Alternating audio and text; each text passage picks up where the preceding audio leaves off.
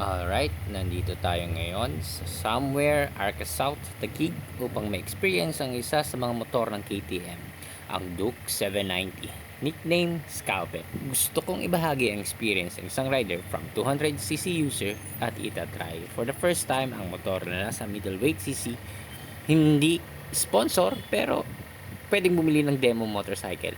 KTM Philippines, baka naman.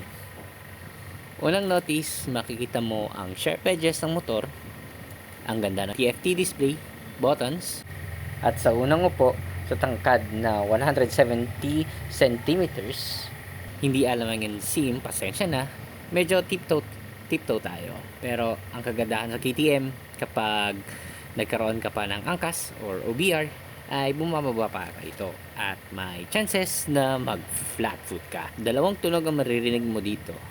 Isa ay tambucho or exhaust at ang isa naman ay makina. Weird ba? Pero may mga tao na gusto ding marinig yung ingay ng makina. Bakit? Pwede nating sabihin na old school sila kasi mas ramdam nila yung motor. Hindi katulad ng ex nyo. Charot. Sa area nito, hindi ka pwedeng magmabilis at may certain speed limit. Kaya ang setup ng test ride ay parang group ride. Riding experience, sobrang lakas ng torque. From 20 kph to 50 kph, hindi mo pa pwedeng bitawan yung clutch. At dapat marunong kang magtimpla ng clutch at gas nito. Kasi kung hindi, mamamatayan ka sa gitna. It will always say, tara na, let's go! Pero yung pag-anyaya niya sa'yo ay dapat 100 kph and up ang speed nyo.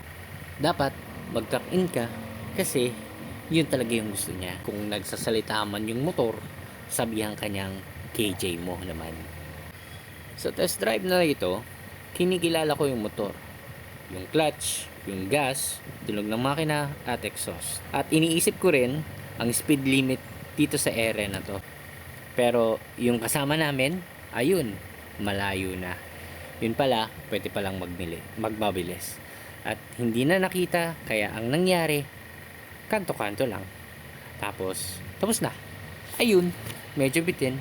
Pero sa maikling panahon, masasabi mong napaka-aggressive ng motor at gusto niya laging magmabilis. Sitting position, medyo attack mode at sobrang gaan ng bike comparing sa mga katapat nito sa market. Daily bike, possible, pero need mo magsuot ng riding pants na makapal dahil sa init ng engine, mostly sa right side. At ayun lang, kung may na-miss man ako, medyo pasensya na.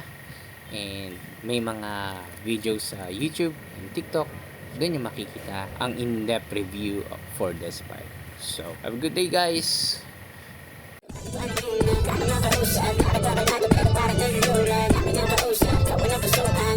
Para